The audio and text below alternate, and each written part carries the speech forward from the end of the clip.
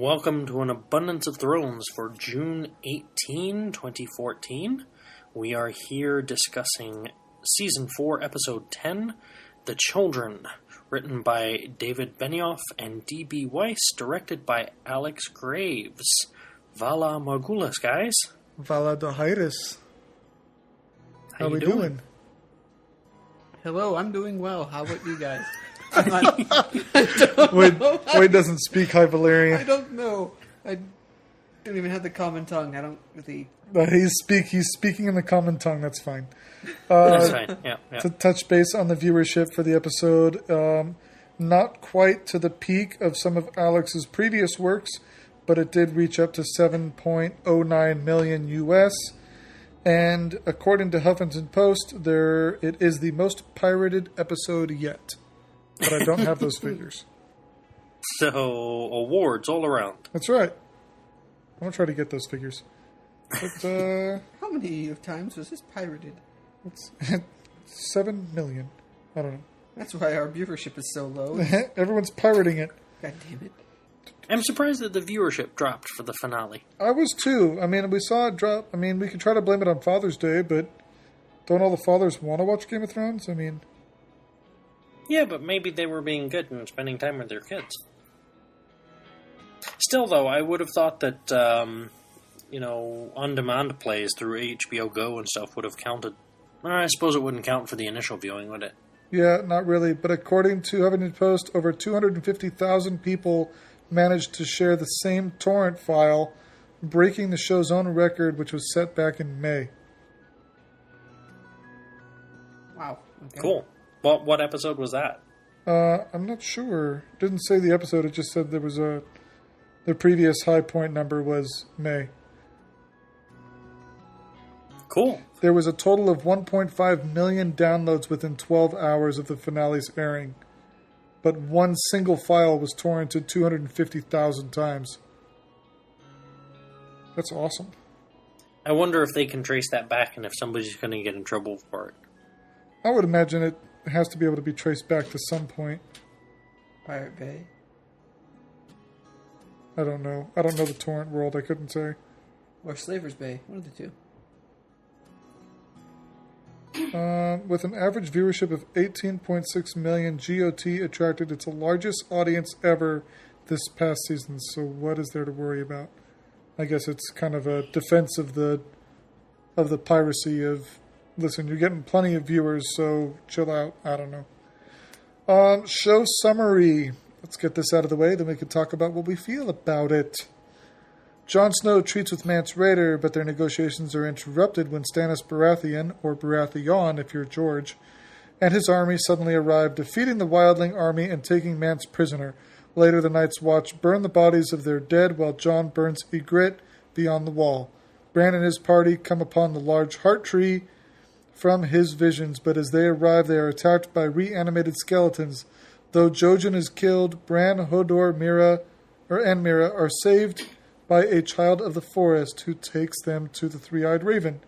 In Meereen, Dany reluctantly grants a former slave's wish to be sold back into slavery. Not true, he can sign a year-long contract. Anyway, the next citizen brings her the charred remains of his daughter, who was burned by one of her dragons. As a precaution, Daenerys chains and locks her other dragons in the catacombs. In the Vale, Brienne and Podrick, I always want to say Brienne because that's how the audiobook says it.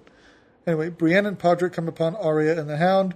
Brienne mortally wounds the Hound while Arya escapes with the coin Jaqen Hagar gave her. Arya buys passage on a ship bound for Braavos.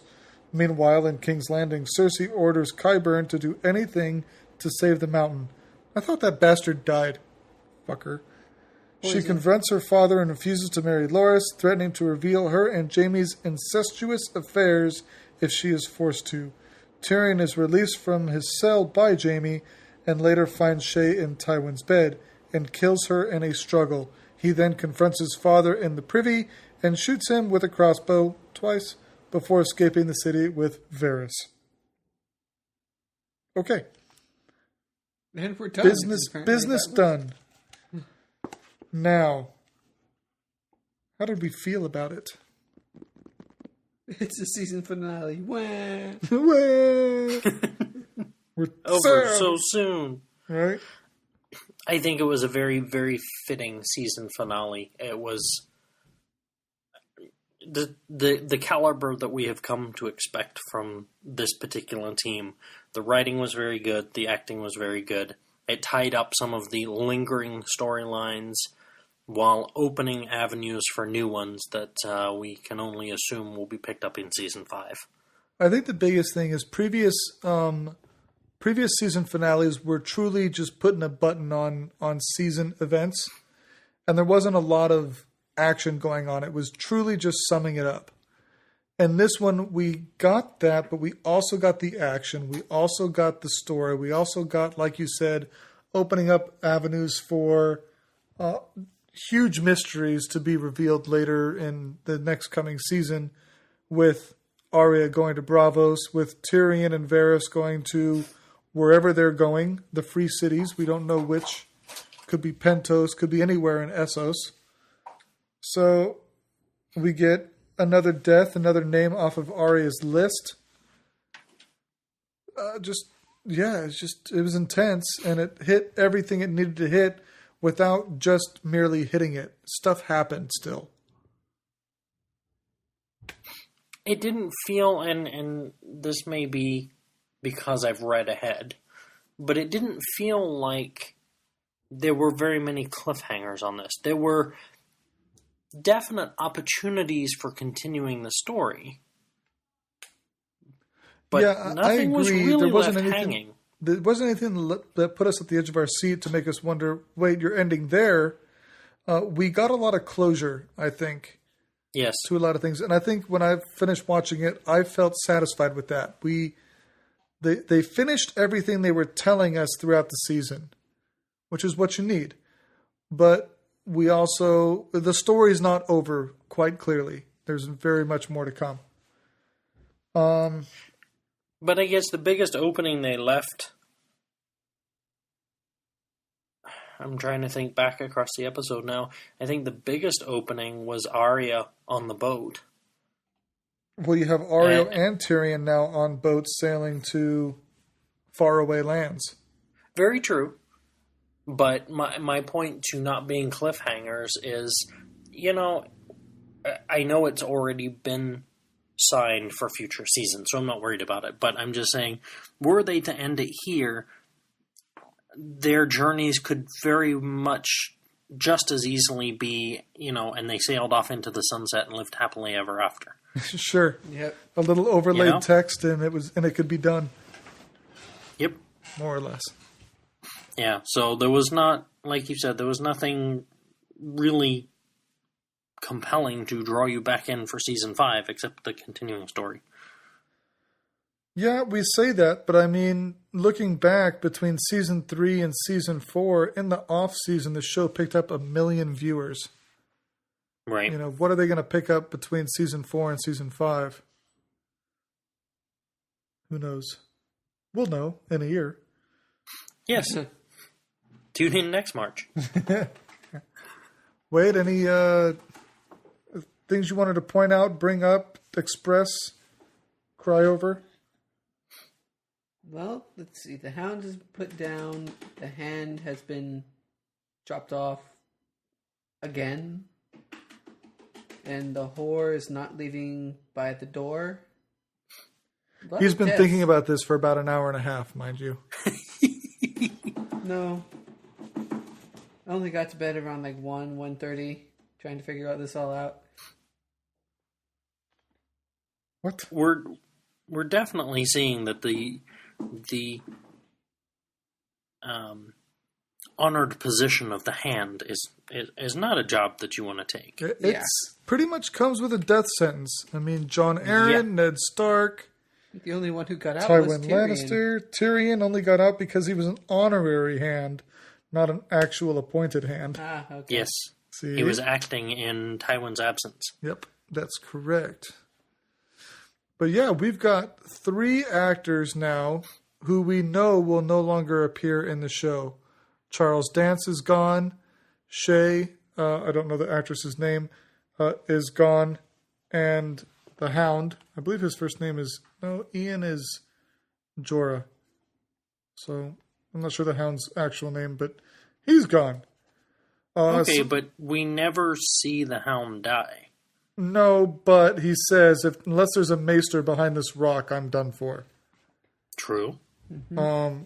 So, unlike the Mountain, where, we assumed he was dead, but no one really gave us anything to really say one way or the other. This, at least, he admits to, he's not getting out of this one. In his mind.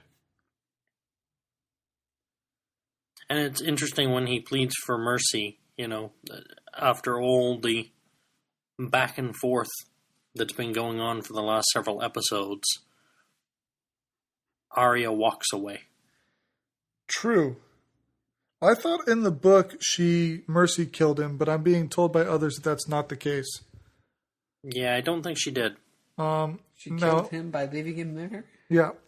Now, I did read an article with Macy and HBO, and an explanation to this scene was that because he had asked to be killed, she wasn't going to do it. If he wouldn't have said anything, she probably, in her mind, the character would have killed the Hound. But because he asked for it, and everything he was bringing up to try to egg her on to put him out of his misery, was only giving her ammunition to hurt him emotionally and let him suffer, because that does more damage to him than just hitting him where the heart is. So I thought that was real interesting kind of perception, conclusion, mentality of the character and that role. Very calculated. Very.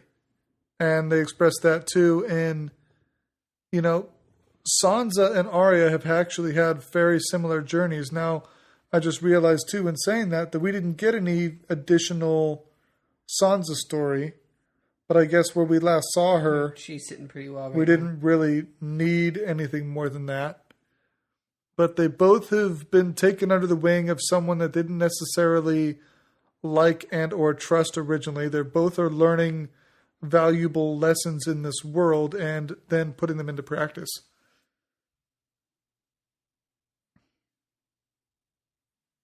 Feel free, anybody, to jump in anytime. Anyone? At any time, it's fine. So what about the events north of the wall? I was thinking the exact same thing. I love the conversation between Jon and Stannis. Oh, God. The fact that he points out who he is. He points out the sacrifices that were made for Stannis.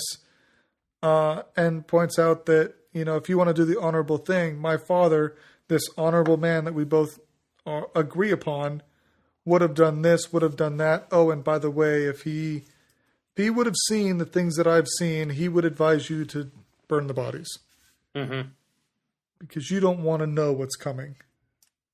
I like the conversation between him and Mance Rayder. It's okay. The giant with someone the mighty. It's like, Mac the mighty. He went into your tunnel. Yeah, he's dead. Yeah, he fought Greg, the farmer. Gren the farmer. Yeah. And 5 other guys, but we want to talk about them. Yeah, that was very strategically left out of the conversation. Yeah. He's the ruler of the giants, and he was a farmer. Yeah. Yeah. And I like that when they toasted, Mance goes Mac Gren, and Jon went Gren Mac. Mm-hmm. He reordered it for his own purposes. The mutual respect for Ygritte, although with different emotions tied, I'm sure. All 3 of them, both Mance, Snow, and Giantsbane. Yep. Giantsbane also pointing out that Ygritte loved Jon. He wants to know how Giantsbane would have come across that information. And it's pointed out that funerals are no big thing to the wildlings. But still, she deserves to be... in the north. Yeah, in the north, the true north. Yep. I'm still trying to recall the association between Jon and Stannis. I know that we saw scenes of images in the flame that the real battle was going to take place at the wall and not for the Iron Throne, to which provoked Stannis to go to the wall. And I realize that you giving me any more information is potentially spoiler for Season 5. I'm just merely saying it to say it out loud that I may have to do some more research in preparation for Season 5. There's some big events coming. Aren't there always? Game of Thrones. Well, see? That way I could say something without giving anything away. That's right. Stuff happens. Just Stuff happens. Yeah. There's more stuff coming. Game of Thrones. Stuff happens. that would be. Imagine that commercial. That's our new in a byline. year.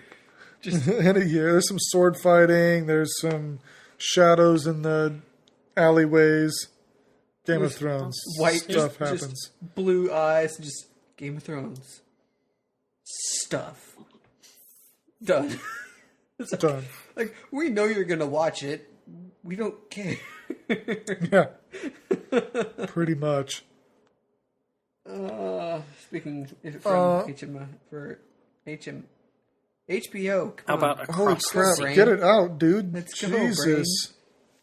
Damn. Wow. I was thinking of my work. The hell? Did you have any complaints and or statements in regards to variations from the literature, Brad?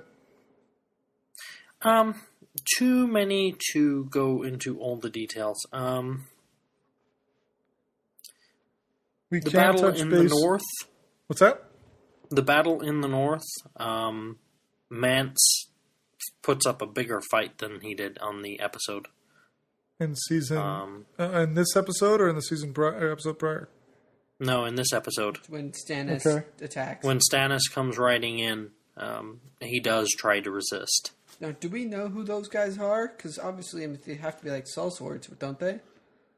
No, they're Stannis' army. Well, His there's Stannis' army, banners. but there was an episode when they were in Bravos talking about they don't have enough men, and they clearly get gold from the Iron Bank. Are we to assume that they paid for sellswords to flush out their ranks, or are these actual loyal men to Stannis' cause? That's a good question. Yeah, that's what I was trying to get at there. Yeah. We can say that in the book, Brienne and the Hound, or Brienne, Don't I keep meet. saying Brienne. Brienne and the Hound never meet. Yep. Brienne fights Biter and, is it Rorsch?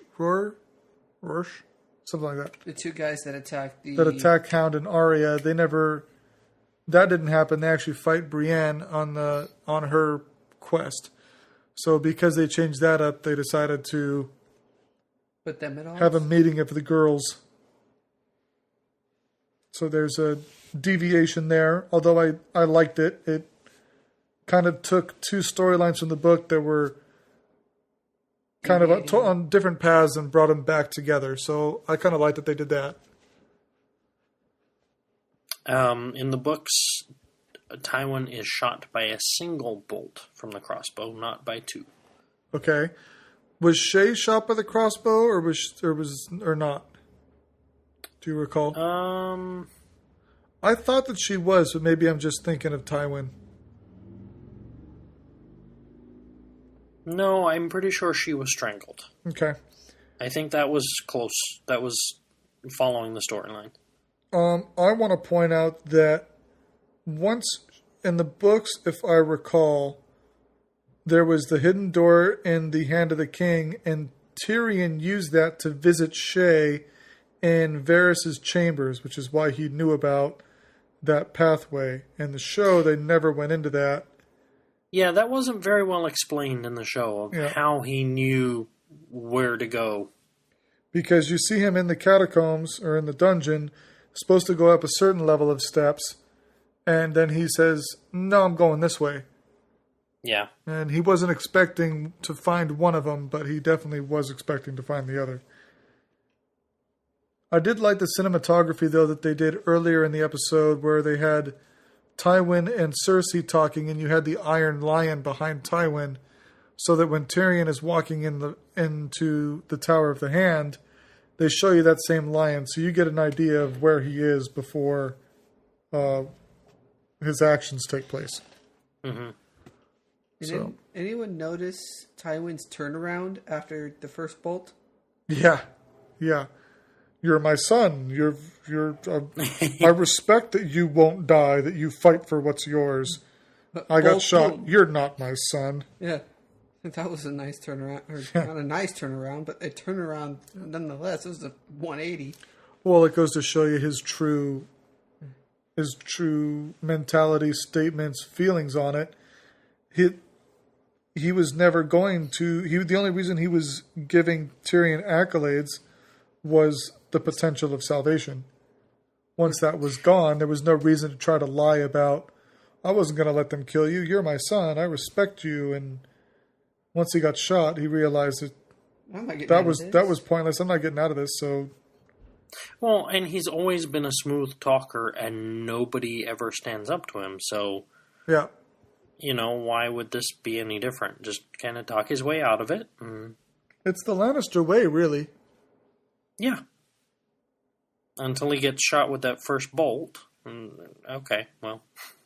The Lannisters' way with their gold. His bluff was actually called this time. And he was holding nothing. I know Wade noticed, but did you notice this was the same crossbow that was used on another certain whore? Or two? Yes. Or two. Yeah, it's Joffrey's crossbow. Yep, they did a good job with that. They zoomed in and showed the lion crest at the front of it. Didn't even need that. I'm like, do you know that's the crossbow? Did you notice the hitching mechanism? Yep, Wade saw the reloading mechanism and knew that right away. Yeah. That felt good. Yep. Little callbacks. I believe that was consistent with the book as well. I think so too. The one he used in the books. Yeah. What else? Tywin not knowing that Jaime and Cersei were getting it on. Or lying to himself so that he wouldn't have to face it, I think is probably more it. Like Cersei, or like he pointed out, he says he doesn't believe Cersei, and she replied with, "Yeah, you do. You believe it, but you just don't want to admit it." He's trying to protect the image of legacy more so than the legacy itself.